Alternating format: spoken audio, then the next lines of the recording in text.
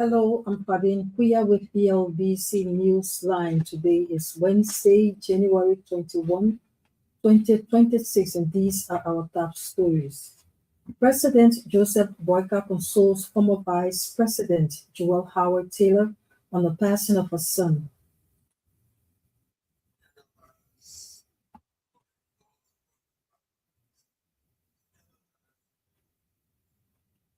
Government of Liberia pushes for foreign direct investment at World Economic Forum. Environmental Protection Agency responds to acid spillage along the Banga Kokoya Road in Bon County. And away from Liberia, Nigeria's police confirmed mass church abductions after previous denial. These stories and much more, including sports, the weather forecast, the news in Liberian English and French, but first, the news bulletin and Grace Towel. President Joseph Boakai has consoled former Vice President Joel Howard Taylor on the passing of his son. The president's visit on Wednesday is in the spirit of unity and respect to the former Vice President. Charles Philip Taylor, a master's degree holder in port management, died Tuesday at the John F. Kennedy Memorial Hospital following a brief illness. The Liberian leader has been accompanied by several government officials. Finance and Development Planning Minister Augustine Gapon has reaffirmed the country's openness to investment, speaking at a high-level roundtable on the sidelines of the World Economic Forum in Switzerland. He said Liberia's presence at the WEF marks a new phase of engagement with the global investment community. Minister Gapon noted that this renewed outreach is anchored by macroeconomic stabilization, institutional reforms, and a growing pipeline of bankable projects. This micro-fiscal framework is strengthening in ways that reduce sovereign risk perceptions and improve predictability for long-term capital. The Liberian finance minister highlighted strengthening microeconomic and fiscal indicators as key drivers of renewed investor confidence. He disclosed that Liberia's economy grew by 4.0% in 2024 and is projected to expand by 5.8% in 2026. Minister Gapon also highlighted that inflation has declined sharply, standing at 4% at the end of December 2025, while fiscal performance has also improved significantly. Meanwhile, Finance Minister Augustine Gapon is calling on multilateral institutions to scale up finance and technical assistance to Liberia. The Liberian Finance Minister is also urging private investors to engage directly with Liberian ministries to develop projects that deliver both commercial returns and development impact. Minister Gapon emphasized Liberia's liberal investment regime, citing its dual currency system for repatriation of profits and capital, open capital account, and progress towards establishing special economic zones. As government endorsed project pipelines, the standardized PPP procedure ready for feasibility stage engagement. We invite multilaterals with TP, blended finance, guarantee, and technical assistance support that accelerate bankability and strengthens safeguards. He also emphasized that Liberia's ascendancy to a seat on the United Nations Security Council strengthens its standing as a credible and reliable global partner. Minister Gapon told foreign investors that Liberia has been reaffirmed for her second Millennium Challenge Cooperation Compact after passing more than the required indicators, including key anti-corruption benchmarks. The Liberian government is calling for deeper and more strategic partnerships between government, multilateral institutions, and the private sector. Government emphasized that Liberia's economic future is inseparable from its diplomatic and peace-building role on the global stage. The government's position was contained in a statement by Foreign Minister Sarah Besloyanti at a closed-door dialogue organized at the Financial Times House on the sidelines of the ongoing World Economic Forum in Davos, Switzerland. Minister Yanti said Liberia stands at a pivotal moment in its national journey, which is defined not by dependency, but proactive engagement and shared responsibility. At the gathering, the Foreign Minister conveyed greetings from President Joseph Boakai, adding that the presence of global partners at the roundtable reflects growing confidence in Liberia's future and a shared belief in principled forward-looking partnerships. The Foreign Minister said the deliberate small private nature of the roundtable was intended to move beyond rhetoric and focus on alignment, especially between public and private capital, national priorities, and global responsibilities.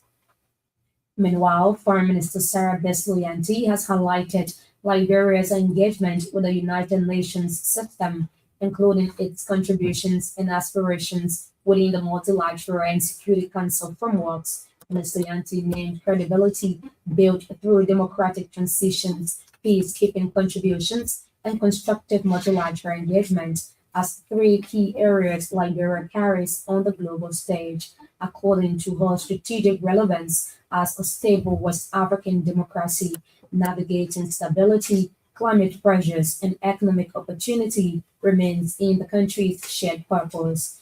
These trends, Minister Sarah Besloyanti emphasized, position Liberia as a reliable and forward-looking partner in global economic diplomacy and peace building. She said Liberia is ready to listen, test assumptions, identify mutual interests, and explore how its economic diplomacy can advance both national development and global stability. The session concluded with Minister Yanti describing it as an opportunity for candid and constructive dialogue among global leaders and investors on Liberia's evolving role in the international system. The chairman of the National Investment Commission, Jeff Blibo, has highlighted additional potential investment areas, including mining, tourism, and technology. Chairman Blibo noted that the commission is working with other government institutions to enhance Liberia's attractiveness as an investment destination. He spoke Tuesday at a high-level roundtable on the sidelines of the World Economic Forum in Switzerland. The World Economic Forum was first held in Davos in 1971 as a gathering of business executives. Over the years, it has expanded significantly in scope, bringing together global leaders to address a wide range of issues, including economic inequality, climate change, technological innovation, and international cooperation. The Environmental Protection Agency says it has effectively responded and contained an acid spillage that occurred along the Banga to Kokoya Road in Bong County. On January 18, 2026, a semi-trailer truck transporting 10 intermediate bulk containers of hydrochloric acid from the free port of Monrovia to the MNG Gold Liberia operational site in Kokoya experienced a fire incident that damaged four rear tires. The incident resulted in the leakage of approximately 40 liters of hydrochloric acid from one affected container.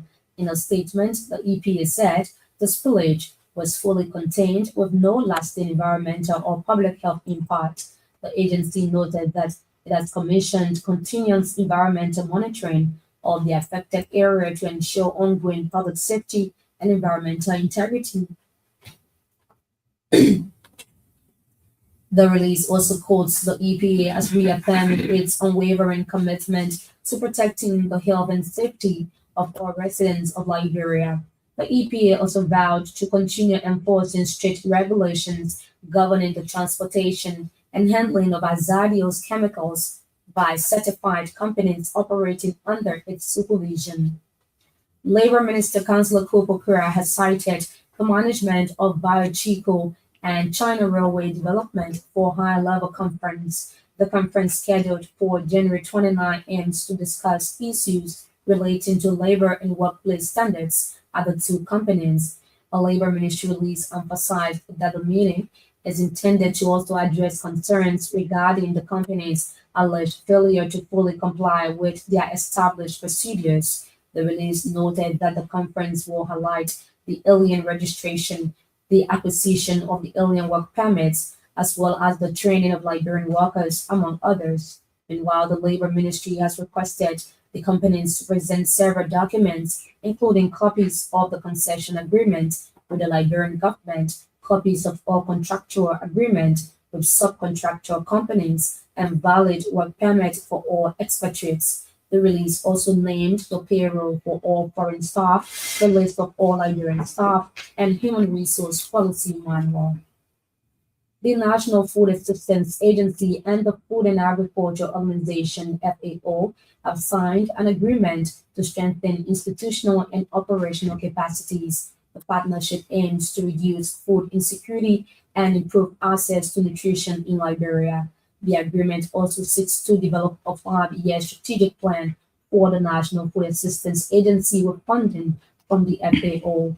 NFAA Director General Boakai Salim thanked FAO representative in Liberia, Mr. Said Abubakar Bansi, for the continued partnership with government to improve food security and nutrition in the country. Director Salif, in a statement, assured the FAO of the NFAA's preparedness to work with them for the success of the outcome of the agreement. The outcome of the agreement aligns with the country's development plan, specifically under Pillar 2, which underscores economic transformation and strategic policy.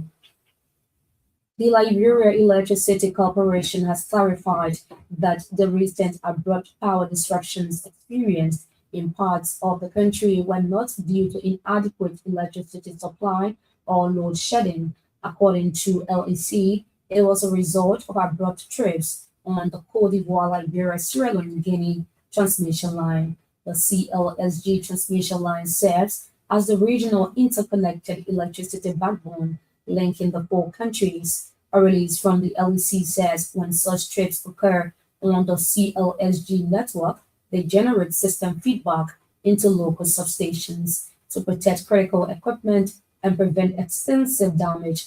LEC automated protection systems are designed to immediately shut down affected components. LEC assures the public that this protective response is a standard and necessary safety mechanism to safeguard infrastructure and ensure system reliability. Former National Security Agency senior agent Peter Bonjala, accused of sodomizing and gang raping a minor, has filed a motion for separate trial before Criminal Court E. Among other charges, Jala is accused of statutory rape and kidnapping. According to our judicial reporter, the 4-count motion filed by his lawyer, Councillor Wefwa Say, argues that Peter Bonjala is not guilty for the commission of the above crimes. Councillor Say contends that under the law, defense is separate and distinct, especially when his co-defendant, yet identified as said to be on the run. His lawyer, in the motion for separate trial, said when there are multiple defendants in a criminal case with different defenses, a severance trial may be granted upon request. Councillor Wefwase referenced Chapter 6, Section 6.5 of the Civil Procedure Law of Liberia as reliance to support his motion. Suspect Peter Bonjala was arrested by police, charged, and forwarded to court on allegedly sexually abusing a 16-year-old boy. He is currently detained at the Monrovia Central Prison. Law enforcement officers in Lopa County have forwarded 2 men to court for allegedly raping a 12-year-old girl in Kolahun district. The suspects, identified as Pape John Yuma and Victor Waye, both in their 20s, are accused of luring the minor into the bush and committing the act. Our correspondent said the suspects reportedly admitted to the commission of the crime and pleaded for mercy during police investigation. Meanwhile, the survivor is currently undergoing home treatment in Kolahun. Education Minister Dr. Jasu Jala said government remains unbending in improving the education sector, especially towards the delivery of lessons in the classroom. She said the Education Ministry has already begun training more teachers and school administrators while expanding some elementary schools to full senior secondary school. Mr. Jala made a specific reference to the Beartown Elementary School in Bomi County and the Bekedu and Sakunedu Junior Public Schools in Lopa County. The Education Minister emphasized that these steps signal a significant progress towards the access of quality education. Bomi County, as well as some other counties. It's just that we've started in Bomi and Lopa, and we are proud to say that those expenses have been supported by the government of Liberia through the Public Sector Investment Project. According to Minister Jala, as part of efforts to combat these long-standing challenges, the ministry in 2025 launched the Teachers Wellbeing Survey. The minister said the survey aims to integrate the voices of teachers and school administrators, something he believes is cardinal to the advancement of the sector. Meanwhile, Minister Jasu Jala says the ministry has envisioned transparency and foundational learning as key priorities for 2026. She said for the next 5 years, the ministry stands to work under the supervision of the Excel Project for foundational learners. The Excellence in Learning Project is an 88.7 million initiative aimed at improving foundational literacy and numerical skills for over 35,000 pupils nationwide. Minister Jala emphasized that the project is targeted towards foundational learners based on its essence of equipping the early foundation of a child for lifelong learning. Excel Project is a phenomenal reform project that's going to be delivered in Liberia over the next 5 years. It was launched by the president in December, and it's called Excellence in Learning, and its focus is K2 through 6th grade. For accountability and transparency, she said the ministry is initiating a platform where the public will fully access the ministry's operations. And that's the bulletin. Crystal and the news bulletin, one of the top